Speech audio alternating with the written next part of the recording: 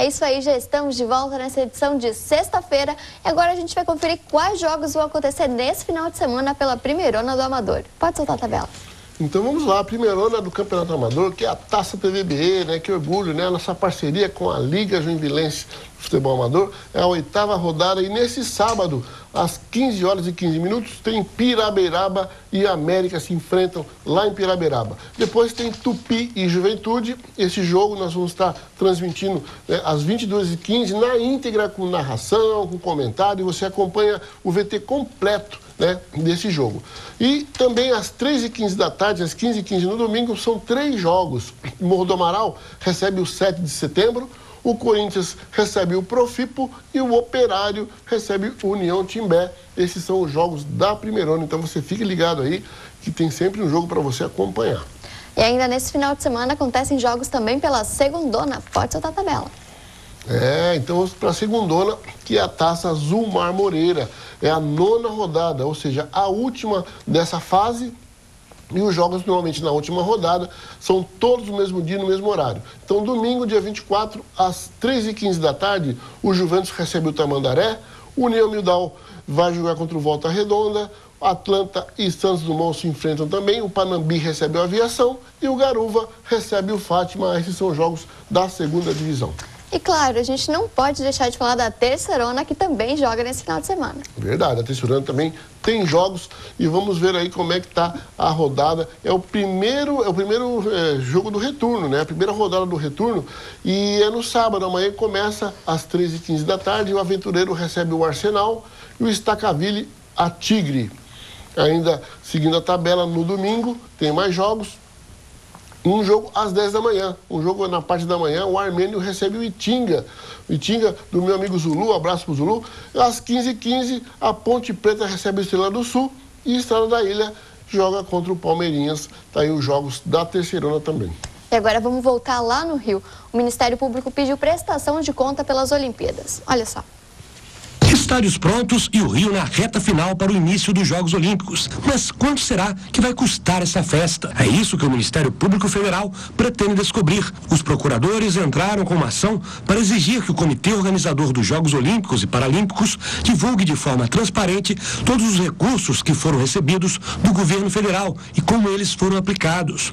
O Ministério Público também quer ter acesso às folhas de pagamentos dos funcionários do comitê e a relação completa dos contratos firmados pela entidade, que é uma organização privada.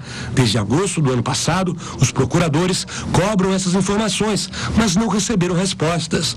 Agora, na ação, o Ministério Público estabeleceu um prazo de 30 dias para receber todos os dados e garantir a transparência dos jogos. Caso esse prazo não seja respeitado, os procuradores estipularam uma multa de R$10 mil. O comitê organizador diz que não recebeu recursos diretos da União, por isso não pode ser investigado pelo Ministério Público Federal. Já os procuradores alegam que a União investiu com a compra de equipamentos esportivos, com a segurança e com o fornecimento de energia. Por isso, é responsabilidade do Ministério Público investigar a entidade que organiza a Olimpíada e a Paralimpíada. É uma entidade que está realizando um evento que é público, com a entrada na realização de recursos públicos, direta ou indiretamente. Então isso tudo deve estar aí sob as luzes da transparência. Olha, a transparência é que todo mundo quer, mas vamos ver se vai acontecer, porque o Brasil já vive um momento super, hiper, mega delicado, que essa coisa aí começa lá de cima, né? O governo federal, presidência e vai descendo. E está se estendendo ao esporte. Você vê que são tantas coisas, são tantos problemas que estão vindo à tona. Isso foi uma das revelações, né? É verdade. Esse ano aqui vai ter muita coisa toda. Inclusive, você vê, a Rússia está definitivamente fora da competição por questão de doping. Então, é doping, é corrupção, enfim, é muita coisa. Eu espero que esse ano as coisas venham à tona para serem corrigidas, para serem resolvidas. E no esporte também tem que ser assim, né? E ainda falando dos Jogos do Rio, vamos conferir como estão os últimos preparativos para o vôlei. Na última segunda-feira, o técnico Zé Roberto Guimarães divulgou a lista final com as 12 atletas que vão defender o Brasil na Olimpíada do Rio. A líbero Leia, que teve grande crescimento durante o Grand Prix, garantiu vaga no lugar de Camila Bright, que foi cortada. A gente sente, não tem como dizer, mas a gente não tem muito tempo para ficar lamentando, né, ficar chorando e tal, porque falta pouco tempo. A levantadora Fabiola sabe bem o valor do tempo. A segunda filha dela, Ana Vitória, nasceu no final de maio, de parto normal, o que possibilitou que a atleta tivesse condições de se recuperar para a Olimpíada.